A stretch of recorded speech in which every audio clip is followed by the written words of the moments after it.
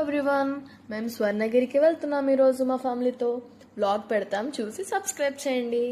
మేము వెళ్ళే వేలో చాలా ట్రాఫిక్ జామ్ అయింది. 30 minutes వెయిట్ చేయాల్సి వచ్చింది.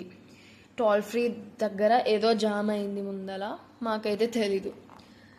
సో ఎలాగో అలా వచ్చేసాం స్వర్ణగిరికి. మేమైతే బయట పార్కింగ్ చేసాం, లోపల కూడా పార్కింగ్ చేయొచ్చు అని తెలీదు. గుడి ఇక్కడ నుంచే కనిపించేస్తుంది అని చెప్తుంది. చాలా ప్లేసెస్ నుంచి చాలా మంది చూడ్డానికి వచ్చారు. ఇక్కడ నుంచి చాలా దూరం నడవాలి. మేము ఒక 1 kilometer వరకు నడవాలి. ఇక్కడ మీరు స్వర్ణగిరిని విజిట్ చేయాలనుకుంటే night time is the best time అనిపిస్తుంది నాకైతే. ఇక్కడ గుడి నైట్ లైట్స్లో వెలిగిపోతుంది. చాలా అందంగా ఉంది. వెహికల్స్ అన్నింటికి అయితే 2 పార్కింగ్స్ ఉంటాయి, బయట ఒకటి లోపల ఒకటి. మేమైతే బయట చూపించాము. సో ఇక్కడ రథం ఉంది, ఆ రథం కూడా బాగుంది. బయట వ్యూ చూపించేసాము. ఇప్పుడు మేము లోపలికి ఎంటర్ అవుతాము. సో ఇక్కడ కాయిన్ అనేది నిలబెడితే మన విష్ తీరుతుందంట. నేను కరెక్ట్ పాదాల దగ్గర నిలబెట్టాను, నాది నించుంది. సో నా విష్ తీరబోతుందేమో. ఇక్కడ మెట్లు ఎక్కాలి మనము, చాలా మెట్లు ఉన్నాయి పైనుంచి కిందికి. కిందికి వెళ్ళడానికి ఒక వే, పైకి వెళ్ళడానికి ఒక వే ఉంది. చాలా మెట్లు ఉన్నాయి.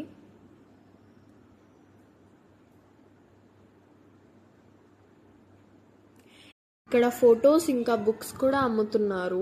దేవుడికి సంబంధించిన బుక్స్, గుడికి సంబంధించినవి. సో మెట్లు ఎక్కేసాము, వచ్చేసాము దగ్గరికి దేవుడికి. ఇక్కడ చాలా క్రౌడెడ్గా ఉంది.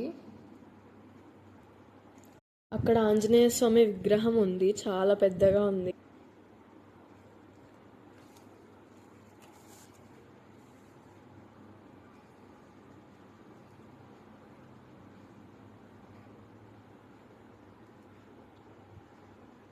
గుడిని చూపిస్తున్నాను.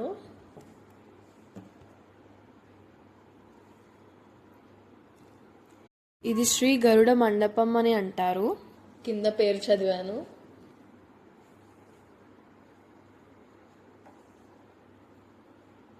ఇది టికెట్ కౌంటర్. 4 members-కి 1000 తీసుకుంటున్నారు. 4 members-కి ఒక ఫోటో ఫ్రేమ్ ఇంకా లడ్డు కలిపి ఒక 1000 తీసుకుంటున్నారు. ఇక్కడ నాకు ఒక యూట్యూబర్ కనిపించారు, వెంకటేశ్వర్లు సార్. వాళ్ళు చాలా ఫేమస్. నా ఛానల్కి సబ్స్క్రైబ్ చేసుకోండి అని చెప్పారు. ఇది గుడి లోపల.